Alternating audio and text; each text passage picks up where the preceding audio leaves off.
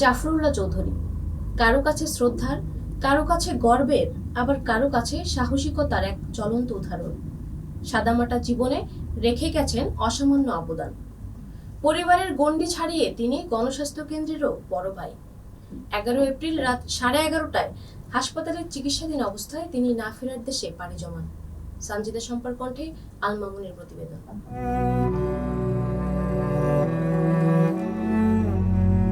Doctor Zafrullah Chowdhury মহান মুক্তিযুদ্ধে তিনি লড়াই করেছেন সম্মুখ সমরে। মুক্তিযোদ্ধা, চিকিৎসক ও সংগঠক জাফরুল্লাহ চৌধুরী 1941 সালের 27 ডিসেম্বর চট্টগ্রামের রাউজানে জন্মগ্রহণ করেন। 10 ভাইবোনের মধ্যে তিনি সবার বড়।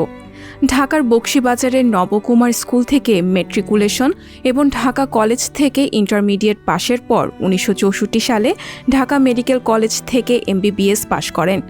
ছাত্র ইউনিয়নের মেডিকেল শাখার সাধারণ সম্পাদকের দায়িত্বও পালন করেছেন।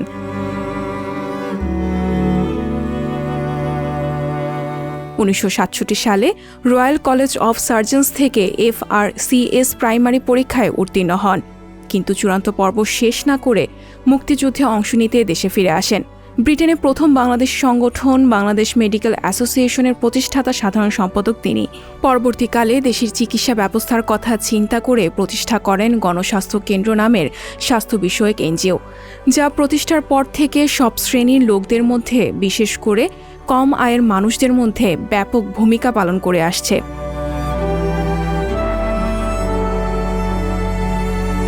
1982 সালে প্রবর্তিত বাংলাদেশের জাতীয় ঔষধ নীতি ঘোষণার ক্ষেত্রে ডাক্তার জাফরুল্লাহ গুরুত্বপূর্ণ ভূমিকা পালন করেছেন।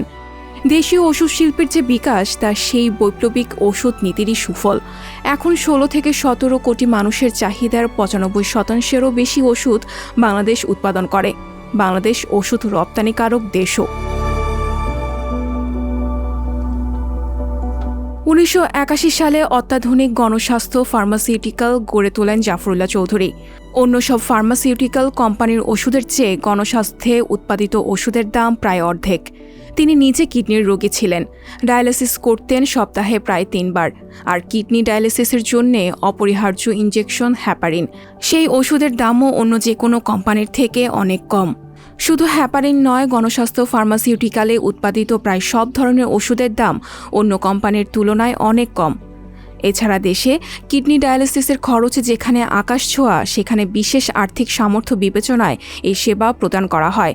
এর মধ্যে 10 থেকে 12% দরিদ্র রোগীর ডায়ালিসিস করা হয় সম্পূর্ণ বিনামূল্যে।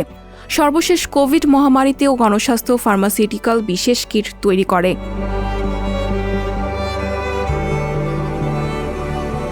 1977 সালে জনসংখ্যা নিয়ন্ত্রণের ক্ষেত্রে অনন্য অবদানের স্বীকৃতিস্বরূপ স্বাধীনতা পুরস্কার লাভ করেন জাফরুল্লাহ চৌধুরী।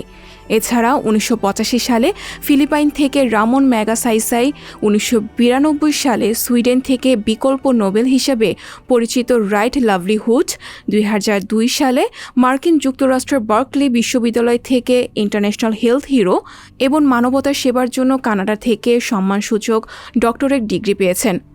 সর্বশেষ 2021 সালে আহমদ শরীফ স্মারক পুরস্কারও পান জাফরুল্লাহ চৌধুরী।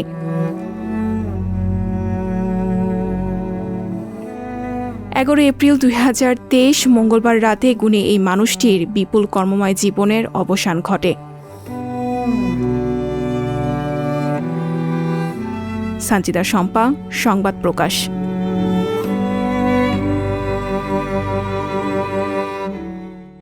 সংবাদ, ফিচার ও অনুষ্ঠানের জন্য ভিজিট করুন সংবাদ প্রকাশের ওয়েবসাইট এবং যুক্ত থাকুন ফেসবুক পেজ ও ইউটিউব চ্যানেলের সঙ্গে।